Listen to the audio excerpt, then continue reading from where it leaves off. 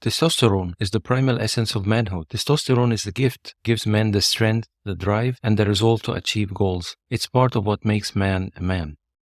But what happens when testosterone levels drop? Does that affect the heart's health? What happens if we correct testosterone deficiency with exogenous testosterone? Would it damage the heart or heal it? What does the latest research on testosterone replacement tell us? Welcome to Cardio Buzz, your one-stop shop for all things cardiology. We're here to bring you the latest news and information about heart health. Whether you're a healthcare professional or just someone who wants to learn more about heart health, we have something for you. Hi everyone, I'm your host, Dr. Hussein Hishmat. I'm a professor of cardiology and an interventional cardiologist. Testosterone is a male sex hormone that is produced by the testicles. It's not only responsible for male sexual development, sexual desire, and sexual performance, but it's also important for bone health, muscle mass, mood, and energy levels. Testosterone levels peak between the age of 20 and 30, then they decline 1% to 2% annually throughout life. But 10 to 40% of men have testosterone deficiency, known as hypogonadism, and that can be caused by obesity, smoking, or other specific medical conditions. When testosterone levels are low, it can cause low sexual drive, erectile dysfunction, fatigue, muscle weakness, depression, hot flashes, and reduced bone density. Also, some observational studies have found an inverse relation between endogenous testosterone levels and mortality, especially cardiovascular mortality, and particularly in older men. Lower levels of testosterone were associated with increased risk of coronary disease, heart failure, and stroke. And for those with low testosterone and symptoms of testosterone deficiency, replacement therapy can be used to relieve the symptoms.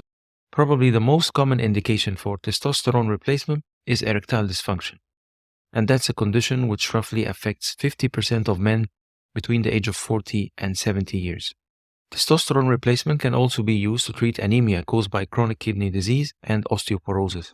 And because of all of these indications, testosterone replacement therapy is widely spreading. In the United States, testosterone prescriptions have increased fourfold between 2003 and 2013. The global market for testosterone replacement is expected to reach more than $2 billion by the year 2027. So testosterone replacement does help to relieve the symptoms of hypogonadism and erectile dysfunction. But is it safe for the heart?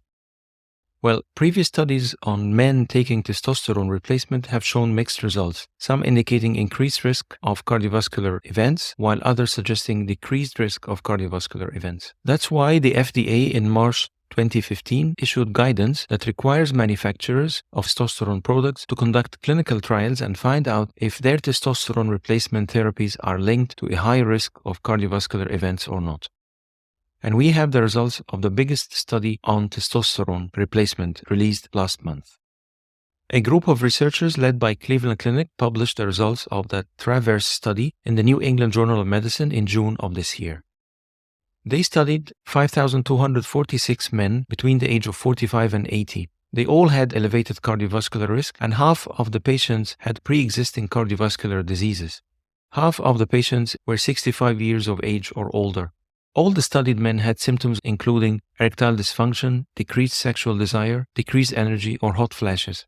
And they all had reduced levels of serum testosterone tested twice. They excluded patients with history of prostate cancer, patients with elevated PSA, patients with uncontrolled heart failure, recent acute coronary syndrome, or recent coronary revascularization. Patients were randomly assigned to receive daily transdermal testosterone gel or a matching placebo. They were treated for an average of 21 months. Patients were followed up for an average of 33 months. The researchers looked into the first occurrence of death from cardiovascular diseases, myocardial infarction, stroke. They also looked at coronary revascularization, hospitalization, urgent visit for heart failure, peripheral arterial disease revascularization, and even venous thromboembolic events. So they almost covered the entire spectrum of cardiovascular events. Along the study time, serum testosterone levels, of course, were higher in the group that received the replacement, not the placebo. Testosterone or placebo were discontinued in patients with testosterone levels that exceeded a critical limit of 750 nanograms per deciliter, or when the hematocrit exceeded 54%. Also, testosterone or placebo were stopped in patients who had a newly diagnosed prostate cancer during the trial, or those who were high risk for suicide, because testosterone increases the risk of prostate cancer and also the risk of suicide. The main findings of the trial that there was no increase in cardiovascular events with testosterone replacement compared to placebo. There was even a tendency for less cardiovascular deaths with testosterone replacement that was not statistically significant. The study generally reassures patients who need testosterone replacement therapy that it's safe. But several points need to be mentioned. The incidence of pulmonary embolism was higher with testosterone than with placebo. Therefore, testosterone should be used with caution in men who have a previous thromboembolic event. Also, in the testosterone group, atrial fibrillation, acute kidney injury, and arrhythmia occurred more frequently. Of course, the study was not big enough to test these side effects, so we cannot derive solid conclusions, but they call for a discussion between the treating physician and the patient.